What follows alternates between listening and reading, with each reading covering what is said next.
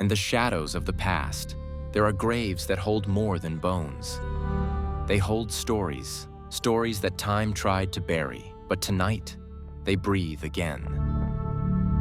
From the ashes of witches burned alive to the packs that even hell refused to keep, these are the most terrifying graves in the world. Let's begin in a quiet town that still trembles beneath its own history, Salem, Massachusetts. The name alone carries centuries of fear. In the late 1600s, panic spread like wildfire. Whispers of witchcraft turned neighbor against neighbor, friend against friend.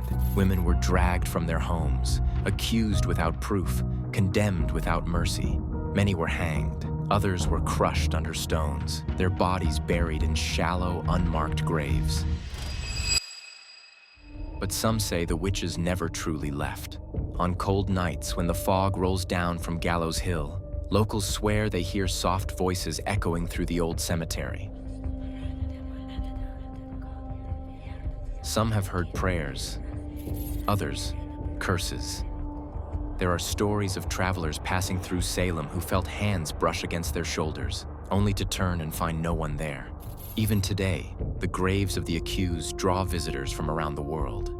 People leave flowers, candles, even written confessions, hoping, perhaps, that the spirits of the lost might forgive what humanity once did in fear. But there are also those who say you shouldn't stay too long, because the silence that hangs over those tombstones isn't empty. It's listening.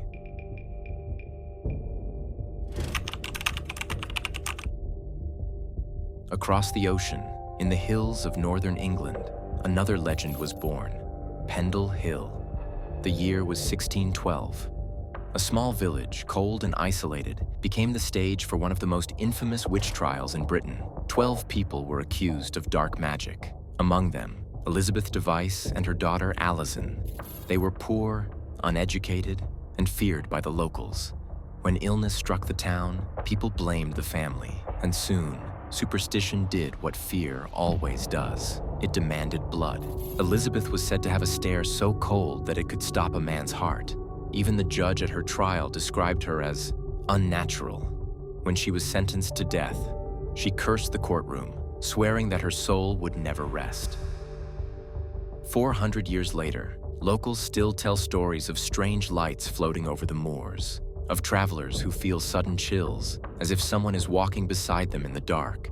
And those who dare to visit the supposed grave of Elizabeth Device say they sometimes see a shadow standing between the trees, a woman's shape, motionless, watching, waiting.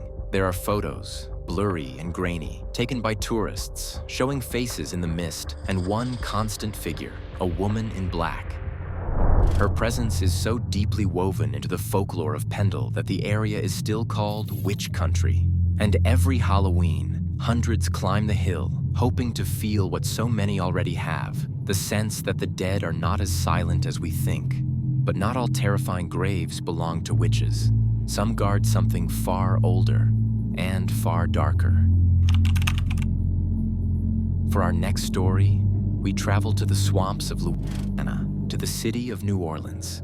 Here, among the crumbling tombs and Spanish moss, lies the resting place of one of the most mysterious women in American history, Marie Laveau, the voodoo queen of New Orleans. Born in the 1800s, Marie was a hairdresser by day and a spiritual leader by night. She healed the sick, blessed the poor, and performed rituals that blurred the line between faith and fear. Even the most powerful men in the city sought her help and feared her wrath. When she died in 1881, thousands attended her funeral. But that wasn't the end of her story. They say her spirit still walks the narrow paths of St. Louis Cemetery No. 1, a maze of tombs stacked above the ground like stone houses for the dead. Visitors claim to hear humming behind them, a woman's voice singing in Creole. Candles are often found lit around her tomb, even when no one's there. Local legend says if you make a wish before her grave and draw 3 X's on the stone, Marie Laveau might grant it. But beware, every wish has a price, and those who make promises they don't keep often wake to find strange marks on their skin, as if scratched by unseen hands. Historians have tried to explain it all: superstition, coincidence, the human mind trying to find meaning in mystery. But when you stand before that tomb, Surrounded by hundreds of offerings, you can't help but feel that she's still listening, still watching, still deciding. From Salem to Pendle to New Orleans, these graves share more than tragedy. They remind us that every story of horror begins the same way, with fear of what we don't understand. And every ghost that lingers is a mirror reflecting the darkness within us. Maybe the true terror doesn't lie beneath the ground, but inside the stories we choose to keep alive. Because the more we speak of them, the more real they become. So the next time you walk past an old cemetery and you feel that sudden chill crawl down your spine, don't rush away. Listen, the dead might be trying to tell you a story. Subscribe, and come with me to uncover what the world tried to bury.